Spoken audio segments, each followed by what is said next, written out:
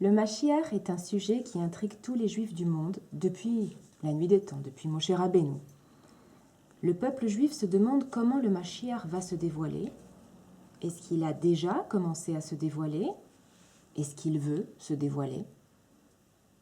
Y a-t-il des réponses à ces intrigues?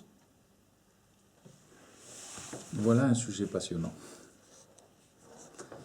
Alors en fait, il y a quand même des écrits qui nous donnent certaines indications, surtout dans les écoles prophétiques des maîtres tels que Rabbi Abraham Abulafia, Zichrono Livracha, ou encore Ramchal, Rabbi Moshe Chaim Luzzatto, Zichrono Livracha, qui eux ont développé une très grosse littérature prophétique.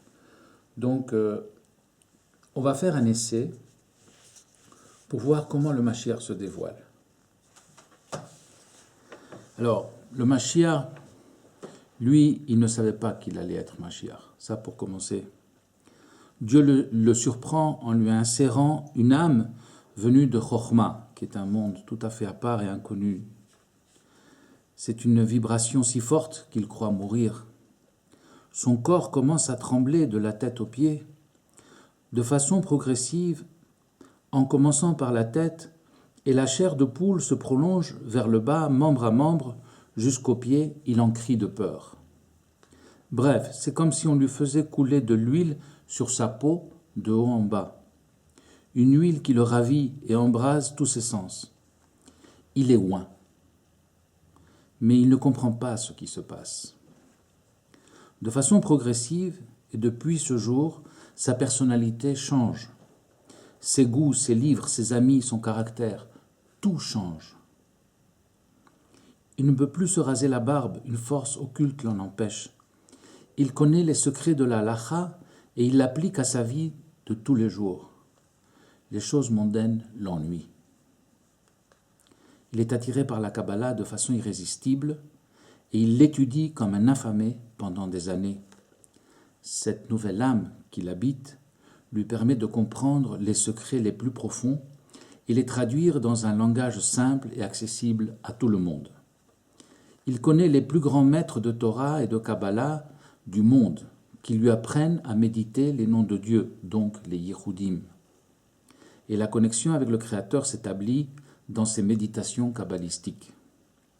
Il commence par recevoir des instructions de visiter les tombes des tzadikim et il se couchera à plat ventre sur leurs pierres tombales afin d'absorber leur nefesh.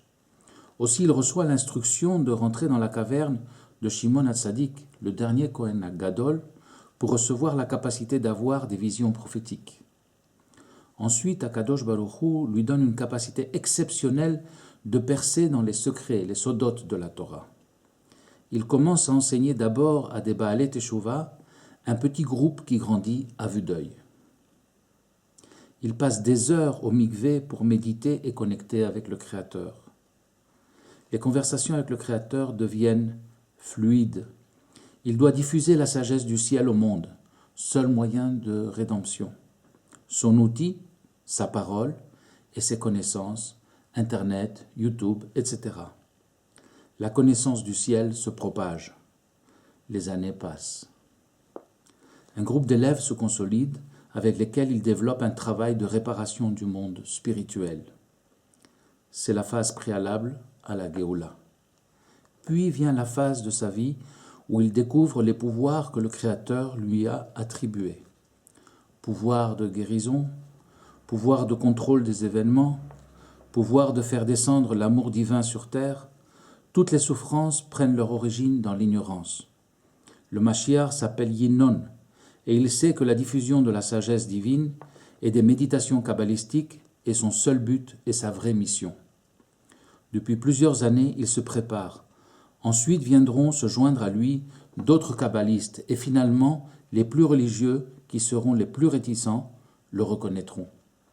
La phase suivante sera de conseiller les gouvernements afin de les aider à transformer leur situation chaotique. Après quoi, les prophéties se réaliseront sur la reconstruction du troisième temple. Voilà un essai de comment le Mashiach pourrait se dévoiler.